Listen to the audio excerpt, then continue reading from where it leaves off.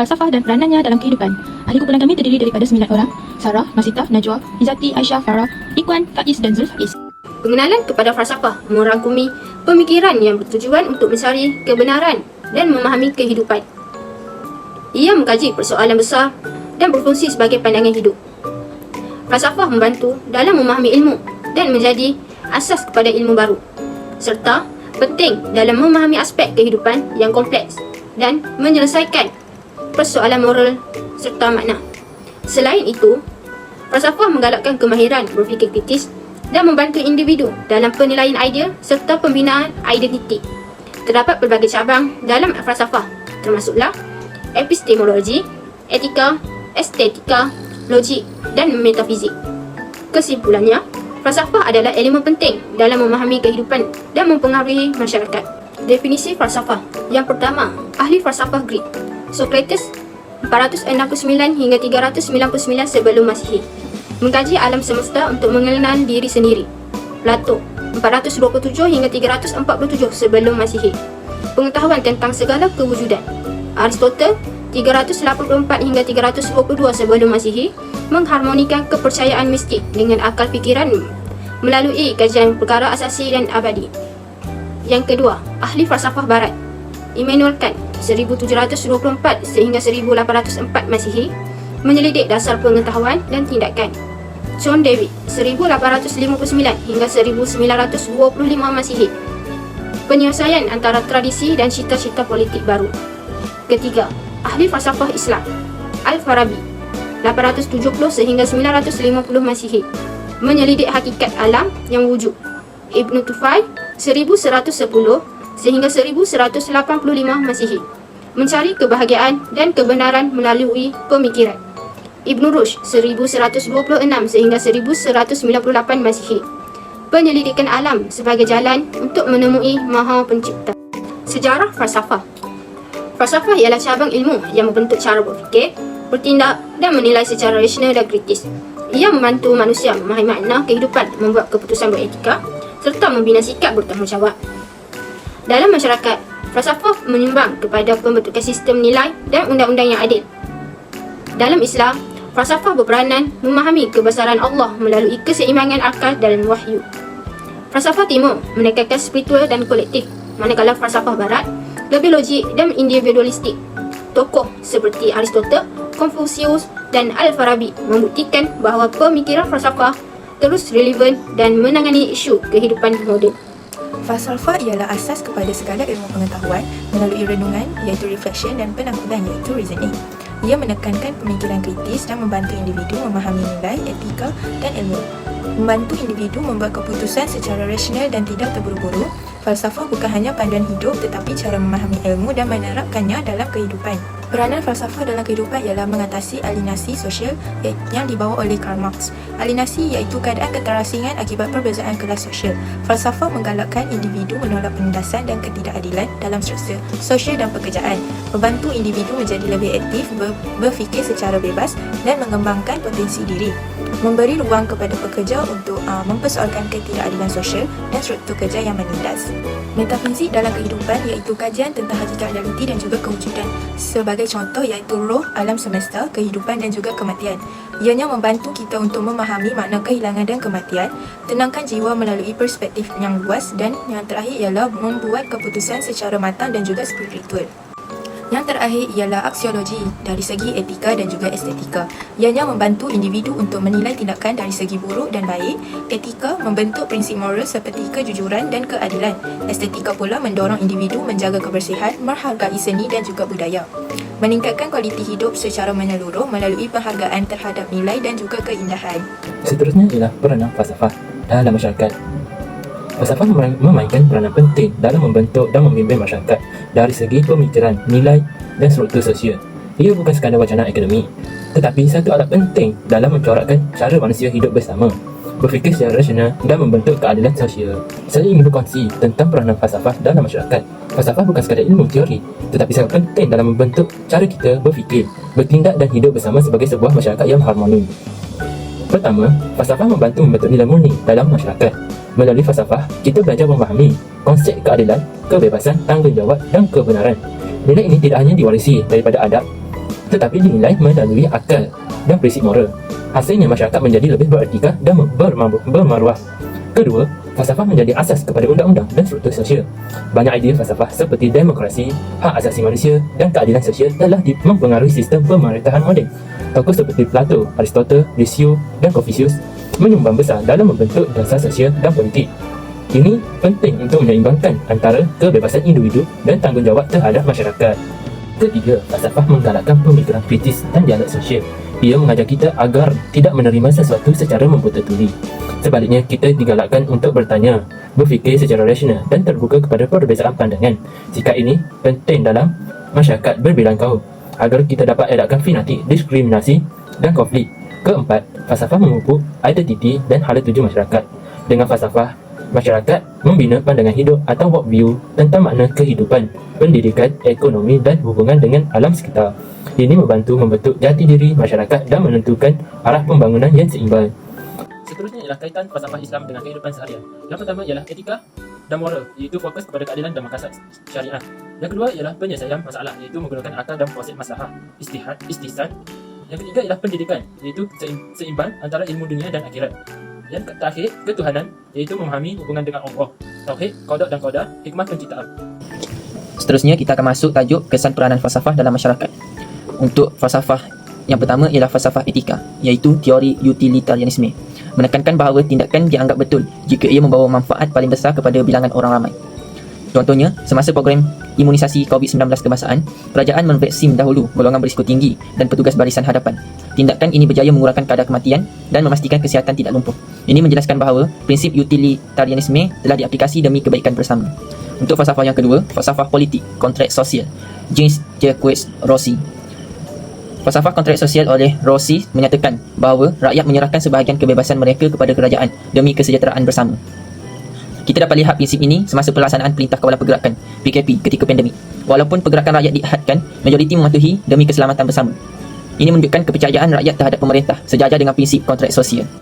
Untuk falsafah yang ketiga, falsafah pendidikan, falsafah pendidikan kebahasaan. Falsafah pendidikan kebahasaan pula bertujuan melahirkan insan yang seimbang dari aspek intelek, rohani, emosi dan jasmani. Ia diterapkan melalui Core Curriculum Standard Sekolah Rendah (KSSR) yang menekankan aspek akademik, sasiah, kreativiti dan kemahiran berfikir atas tinggi. Jelaslah bahawa falsafah pendidikan ini membentuk generasi yang holistik dan berkualiti. Seterusnya, falsafah eksistensialisme oleh James Paul menekankan kebebasan memilih dan tanggungjawab terhadap pilihan hidup. Contohnya, penyanyi Yuna memilih meninggalkan kerjaya undang-undang untuk mengejar minat dalam bidang muzik. Ini membuktikan bahawa eksistensialisme memberi ruang kepada individu untuk hidup dengan jati diri sebenar. Akhir sekali, falsafah Konfusianisme dari Timur menekankan hormat kepada orang tua, keharmonian sosial dan tanggungjawab moral dalam keluarga. Nilai ini dapat dilihat apabila anak-anak memilih untuk menjaga ibu bapa tua di rumah berbanding menghantar ke pusat jagaan. Ini menunjukkan bahawa falsafah Konfusianisme masih relevan dan hidup dalam masyarakat moden. Sekian, terima kasih. Asas falsafah Islam. Asas falsafah Islam ini dia berteraskan wahyu dan akal. Menurut Hasan Al-Mulum, asas falsafah Islam ialah kepercayaan kepada Allah, Nabi dan wahyu sebagai sumber utama ilmu dan nilai. Falsafah Islam bersifat holistik, iaitu ia menggabungkan akal dan iman dalam memahami realiti. Falsafah Islam. Falsafah Islam ialah usaha berfikir secara mendalam menggunakan wahyu dan akal untuk memahami realiti kehidupan, alam semesta dan Tuhan. Ia berkembang hasil interaksi antara ajaran Islam dengan pemikiran Yunani dan Parsi sejak zaman Khalifah Abbasiyah. Falsafah ini tidak bertentangan dengan syariat, malah ia memperkukuhkan keimanan dan pemahaman terhadap prinsip agama dalam kehidupan harian. Tokoh-tokoh falsafah Islam.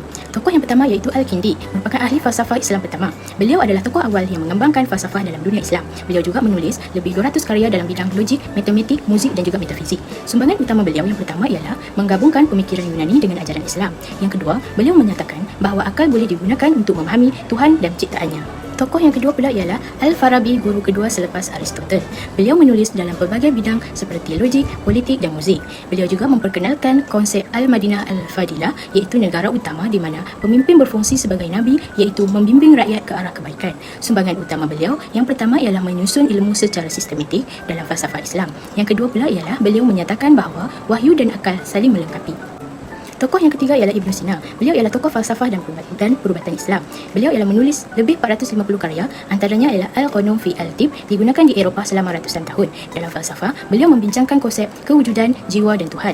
Sumbangan utama beliau yang pertama ialah memperkenalkan konsep wajib al-wujud, iaitu Tuhan sebagai wujud yang tidak bergantung kepada apa-apa. Yang kedua ialah menjelaskan peranan akal dalam memahami hakikat hidup dan Tuhan. Tokoh yang keempat pula ialah Al-Ghazali, iaitu pembela Islam. Beliau ialah ulama besar dalam bidang agama, tasawuf dan falsafah. Beliau mengkritik ahli falsafah seperti Ibn Sina dan Al-Farabi melalui bukunya iaitu Tahafut Al-Falasifah. Sumbangan beliau yang pertama ialah menyelaraskan ilmu agama dengan falsafah dan tasawuf. Yang kedua ialah menjelaskan batas akal dan kepentingan wahyu dalam hal-hal gaib. Tokoh yang kelima ialah Ibn Rushd. Beliau ialah ahli falsafah Andalusia, ahli falsafah yang mempertahankan penggunaan akal dalam memahami agama. Beliau juga menulis Tahafut Al-Tahafut sebagai respon kepada kritik Al-Ghazali. Sumbangan utama beliau yang pertama ialah menyatakan bahawa agama dan akal tidak bertentangan. Yang kedua ialah menekankan pentingnya tafsiran terhadap ayat-ayat suci. Seterusnya ialah prinsip-prinsip utama falsafah Islam. Yang pertama ialah tauhid, iaitu kepercayaan kepada keesaan Allah. Yang kedua, akhlak, iaitu pembentukan peribadi mulia. Yang ketiga pula ialah ilmu, iaitu sebagai cahaya kehidupan dunia dan akhirat. Yang keempat, maqasid syariah, iaitu melindungi agama, akal, nyawa, keturunan dan harta. Dan yang terakhir iaitu tawakal, iaitu berserah kepada Allah selepas berusaha. Di falsafah Timur dan Barat, dia satu cabang ilmu yang merangkumi aspek metafizik, epistemologi, etika dan logik yang memainkan peranan penting dalam merumuskan persoalan hakiki mengenai kewujudan tujuan hidup dan nilai manusia. Dalam perkembangan sejarah pemikiran manusia, dua tradisi falsafah utama yang dominan dan membentuk lanskap intelektual dunia ialah falsafah Timur dan falsafah Barat. Falsafah Timur ni merangkumi sistem pemikiran seperti Confucianism dan Buddhism yang memberikan penekanan kepada keharmonian sosial, kedamaian batin dan pembangunan diri berasaskan nilai dalaman. Untuk falsafah Barat dulu, yang berasal dari tamadun Yunani kuno seperti ajaran Socrates, Plato dan Aristotle, dia lebih mengukuhkan kepada kebebasan intelek, penyelidikan logik dan keupayaan manusia membuat pertimbangan secara rasional. Falsafah Timur jalan keharmonian dan kedamaian batin. Pertama sekali Confucianism, etika sosial dan kewajipan moral yang diasaskan oleh Confucius bukanlah falsafah metafisik yang abstrak, tetapi lebih merupakan panduan praktikal kehidupan seharian yang bersandarkan kepada etika sosial dan tanggungjawab moral. Nilai-nilai pertama dalam Confucianism seperti belas kasihan dan kemanusiaan, kesopanan dan ritual, hormat kepada ibu bapa dan keadilan dan integriti menjadi teras pada keharmonian antara individu dan masyarakat. Yang kedua, Buddhism, pembebasan diri daripada penderitaan. Buddhism diasaskan oleh Siddhartha Gautama, melihat kehidupan sebagai tekanan kelahiran semula yang penuh dengan penderitaan. Menurut ajaran Buddha, penderitaan wujud kerana manusia dipengaruhi oleh nafsu keinginan, kejahilan dan keterikatan terhadap dunia material. Untuk dibebaskan diri daripada penderitaan, seseorang harus mengikuti jalan 8 lapis yang terdiri daripada prinsip kebijaksanaan, disiplin moral dan kawalan mental. Falsafah Barat, rasionalisme dan berhubungan kebenaran melalui akal. Pertama sekali Plato, dunia adil dan keadilan. Plato mengulik kepada Socrates ialah tokoh penting dalam falsafah Yunani yang memperkenalkan konsep realiti dualistik, iaitu perbezaan antara dunia fizikal dan dunia ideal atau bentuk yang abadi dan sempurna. Plato menyatakan bahawa kebenaran sejati hanya dapat dicapai melalui akal dan ilmu falsafah, bukan melalui ide semata-mata kerana ide boleh menipu. Bagi beliau, dunia nyata hanyalah tayangan atau refleksi tidak sempurna daripada dunia bentuk yang ideal. Dalam konteks keadilan, Plato percaya bahawa sebuah masyarakat akan menjadi adil apabila setiap individu menjalankan peranan masing-masing berdasarkan sifat semula jadi mereka, iaitu golongan pemerintah, penjaga dan pekerja. Yang kedua, Aristotle belajar kepada Plato menolak idea dunia bentuk Plato dan mengemukakan satu pendekatan falsafah yang lebih bersifat empirikal dan realistik. Dalam Nicomachean Ethics, beliau memperkenalkan konsep eudaimonia, iaitu kebahagiaan sejati atau kehidupan yang baik yang tidak hanya merujuk kepada keseronokan tetapi pencapaian potensi tertinggi manusia melalui amalan kebajikan secara konsisten. Perbandingan nilai dan pendekatan Timur Barat terdapat 5 aspek matlamat dan kehidupan daripada untuk falsafah Timur, keharmonian, pembebasan batin dan kelahiran semula. Untuk Barat, kebahagiaan rasional, pencapaian intelek. Untuk sudut pengetahuan, pengalaman rohani dan meditasi. Untuk Barat, logik akal, hujah rasional. Kalau hubungan dengan masyarakat, untuk Timur patuh pada hierarki sosial. Kalau untuk Barat, individu bebas, hak dan tanggungjawab pribadi. Kalau aspek pandangan terhadap manusia, Timur sebagian daripada alam dan masyarakat. Kalau untuk Barat, moral yang rasional dan berdikari. Kalau untuk kaedah pengembangan diri, latihan batin, moral dan disiplin. Kalau untuk Barat, pendidikan, debat, logik dan pemerhatian empirikal. Untuk impak terhadap kehidupan, pertama sekali dalam kehidupan individu. Di Timur, falsafah menjadi panduan untuk hidup secara sederhana, berakhlak dan harmoni. Di Barat, falsafah mendorong pencapaian intelek dan pembangunan diri, penekanan kepada kebebasan berfikir menjadi masyarakat lebih kritikal, terbuka dan inovatif. Yang kedua, dalam masyarakat dan budaya, masyarakat Timur seperti di China, Jepun dan Asia Tenggara banyak berteraskan nilai-nilai kolektif, menghormati tradisi dan mementingkan keharmonian dalam keputusan bersama. Selain itu, masyarakat Barat lebih menekankan prinsip demokrasi, kebebasan individu dan hak asasi manusia. Yang ketiga, dalam pendidikan dan politik, falsafah Timur cenderung mendidik melalui contoh dan peniruan tokoh seperti Confucius atau Buddha, manakala pendidikan Barat menggalakkan soalan perdebatan dan analisis. Dalam politik, sistem meritokrasi dan biokrasi di Timur berasal daripada Confucianism, manakala demokrasi dan hak rakyat di Barat berkembang dari idea-idea